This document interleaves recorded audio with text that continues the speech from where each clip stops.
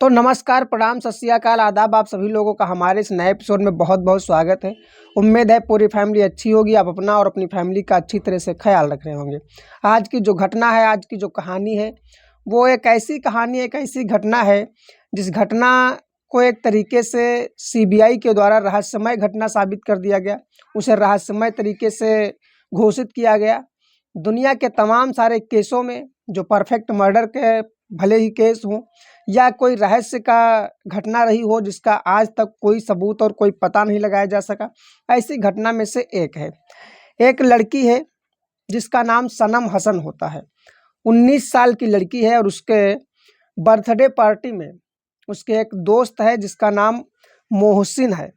मोहसिन ने उसे एक पार्टी अरेंज की और पार्टी अरेंज करने के बाद उसे एक अच्छे से होटल में पार्टी दी। मुंबई के पुणे शहर की ये घटना, और उस वहीं पर एक होटल थी, वहाँ पर पार्टी दी उसने। और पार्टी में जब सभी लोग थे, लगभग 17 लोग थे, यहाँ तक कि सनम हसन के माता पिता भी वहाँ पर आए हुए थे। सभी लोगों ने उस पार्टी को अच्छी तरह से एंजॉय किया और उसी रात उस लड़की जो सनम हसन है अपने एक दोस्त से मिलने के लिए जाती है और उस होटल से कम 8 से 9 किलोमीटर की दूरी होगी जहाँ पर वो मिलने गई। और जब मिलने गई तो उसके बाद में वो रात में वापस नहीं हुई। जब रात में वापस नहीं हुई तो सुबह इमरजेंसी एक मोहसिन ने फ़ोन किया और उसके माता पिता को और कहा कि इसकी हालात ज़्यादा गंभीर है, सनम हसन की, हॉस्पिटल ले जा रहे हैं, वहाँ आकर के मिलिए। सनम हसन के माता पिता रोते और बिलखते वहाँ से तुरंत निकलते हैं और निकलने के बाद हॉस्पिटल पहुँचे। जब हॉस्पिटल पहुँचे तो डॉक्टरों ने उस लड़की को मृत घोषित कर दिया। उसके माँ बाप बहुत ही परेशान और हैरान हैं, रोने लगे, बहुत ही दयनीय स्थिति में चिल्लाते और बिलखते हैं कि मेरी बेटी को कल तक ठीक थी, कल उसका बर्थडे था, सभी लोग आए थे, आखिर उसके साथ क्या हुआ और कैसे उसकी मृत्यु हो गई। अब वाकई में बात ये थी कि अब किसी की बेटी का मृत्यु इतनी अचानक हो जाए तो उसे लगेगा कि कोई न कोई इसमें झोल है, कोई न कोई क्राइम है, या किसी ने इस घटना को अंजाम दिया है, किसी ने मार दिया है।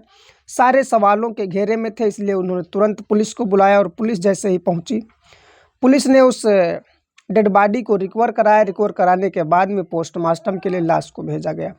जब लाश को पोस्टमार्टम भेजा जाता है तो वहाँ से जब रिपोर्ट आती है तो उस रिपोर्ट में ये था कि उस लड़की का जो बॉडी के अंदर से एल्कोहल की जो मात्रा होती है बहुत ज़्यादा होती है। जो एल्कोहल की ओवरडोज की वजह से उस वक्त उस लड़की यानी सनम हसन की मौत हुई थी। और ये भी था रिपोर्ट में कि कुछ सीमेन एनालिसिस का जब जांच होता है तो सीमेन भी मिलता है उसके प्राइवेट पार्ट से। दूसरी सबसे चौंकाने वाली बात ये थी कि उस रिपोर्ट में ये भी था कि वो जो उसके अंदर दिल है वो किसी मर्द का है, यानी मेल का है, फीमेल का दिल है ही नहीं उसके अंदर। लेकिन उसके शरीर पर उससे पहले के एक भी ऐसे कोई निशान नहीं थी जो उसके दिल की सर्जरी हुई हो, हार्ट की सर्जरी हुई हो। लेकिन अब सब लोग हैरान थे, पुलिस भी इस गुत्थी को सुलझा नहीं पा रही थी। ये घटना 2012 की है, 2 अक्टूबर 2012 की है। 2014 तक पुलिस इस केस को संभालती रही, लेकिन पुलिस इस केस में कोई भी खुलासा नहीं कर पाई, जबकि पुलिस ने बहुत मेहनत की। इसके बर्थडे पार्टी में जब इसके माता पिता से पूछा जाता है कि आखिर तुम्हारी बेटी उस समय किस हाल में थी, कैसी थी जब बर्थडे पार्टी चल रही थी, तो उसके माता पिता ने बताया कि बर्थडे पार्टी में वो बहुत अच्छी थी, बिल्कुल फिट थी, यहाँ तक कि वो फुटबॉल की प्लेयर थी। और उसके साथ साथ वो लड़की ब्यूटी डिजाइनिंग का कोर्स कर रही थी। उसका एक भाई होता है और माता पिता होते हैं, जबकि उसके पास पैसे की कोई कमी नहीं थी, लेकिन वो अपने पैरों पर खड़ा होना चाहती थी। इसलिए वो ब्यूटी डिजाइनिंग का कोर्स के साथ साथ वहीं पर एक फिनिक्स, मुंबई का फिनिक्स कॉम्प्लेक्स है, उस कॉम्प्लेक्स में एल्डो शोरूम होता है जहाँ पर वो नौकरी भी करती है और अपने खर्चे को अपने ऊपर ढालती है और पढ़ाई भी पूरी करती है, डिजाइनिंग का कोर्स भी करती है, फुटबॉल की प्लेयर भी है और अपनी ज़िंदगी को एक अच्छी तरह से जीना चाहती थी। इसलिए वो घर से दूर रह करके अपनी पढ़ाई और कोर्स कर रही थी, साथ साथ पैसे का भी बंदोबस्त करती रहती थी। जहाँ पर काम कर रही थी वहीं का एक लड़का था जिसका नाम मोहसिन था, और ये दोनों आपस में अच्छे दोस्त थे और मोहसिन ने ही पार्टी अरेंज की थी एक होटल में, जहां पर 17 लोग आए थे। उन 17 लोगों को उस जो सनम हसन है उसके जो टिश्यूज़ निकाले गए हों या कुछ भी निकाला गया हो, जहाँ से हर जगह से उसकी जांच की गई, लेकिन कोई जांच में सीमेन एनालिसिस वगैरह सब कुछ करवाया गया और जितनी भी रिपोर्टें थी सब कराई गई, लेकिन कोई भी सैंपल उस 17 लोगों में से किसी के साथ मैच नहीं किया गया। अब जब 17 लोगों के साथ मैच नहीं करता तो पुलिस और उलझन में फंस जाती है कि आखिर 17 लोग से ऊपर कोई था भी नहीं, और अगर किसी ने इसका रेप किया, बलात्कार किया, तो इसकी सहमति से किया गया है या गैर सहमति से किया गया है, कोई बताने वाला नहीं था। लेकिन उन 17 लोगों में से किसी का भी जो सैंपल मैच किया गया, किसी का मैच भी नहीं हुआ। अब पुलिस इस मामले को संभालते संभालते जब हैरान हो गई, परेशान हो गई, तो इस केस को 2014 में सीबीआई के अंडर में सौंपा गया। सीबीआई ने बहुत मेहनत की, हर जगह से, हर एंगल से चेक किया। इस केस को लगभग 2 साल तक सीबीआई अपने हाथ में संभालती रही, उन 17 लोगों से लेकर के। जब ये लड़की यहाँ से गई थी, सीसीटीवी फुटेज, कैमरा वगैरह सब कुछ चेक किया, और इस केस में हर जगह से उस डॉक्टर जो वहाँ हॉस्पिटल था वहाँ पर पता लगाया गया कि आखिर इस लड़की के अंदर जो हार्ट था, सबसे बड़ी चौंकाने वाली बात यह थी कि वो एक मर्द का कैसे था। अब कहीं ना कहीं उस लड़की के साथ लापरवाही उस हॉस्पिटल में भी हुई जहाँ पर पोस्टमार्टम हुआ।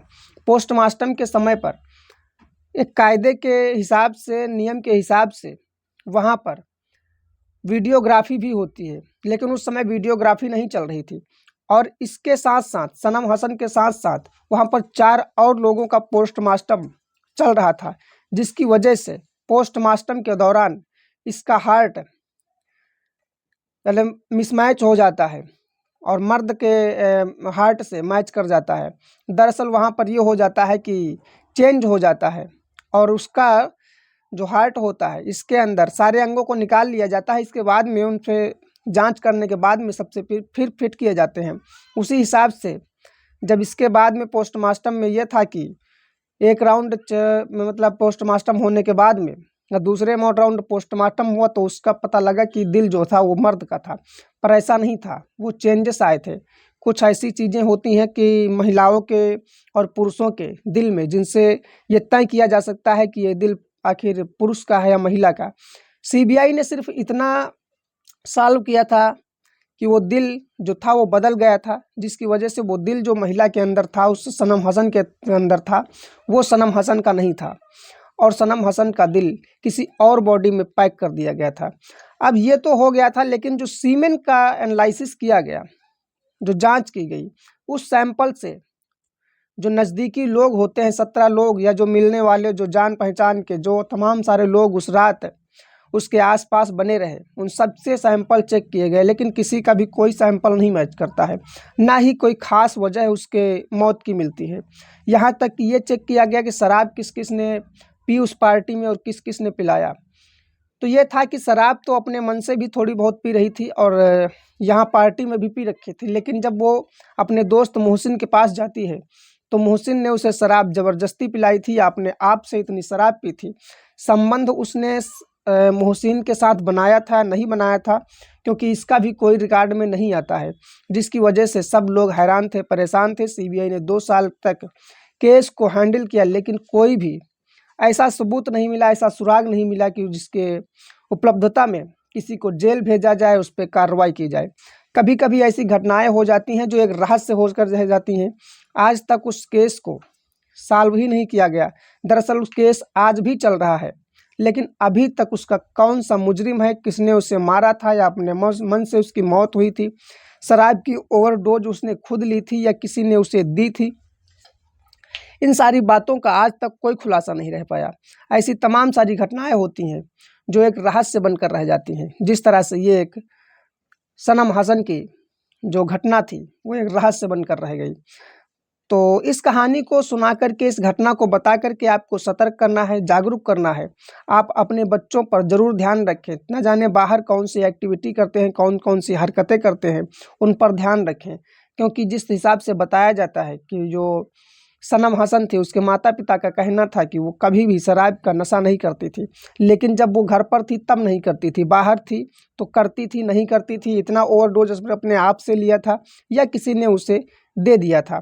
इन सारी चीज़ों में उसकी जो मर्डर मिस्ट्री थी वो एक मिस्ट्री रह गई, एक रहस्य बनकर रह गई। इस घटना के बारे में आप अपनी राय ज़रूर कमेंट में भेजें। वीडियो अच्छा लगा हो तो लाइक कर दीजिएगा, चैनल को सब्सक्राइब कर दीजिएगा।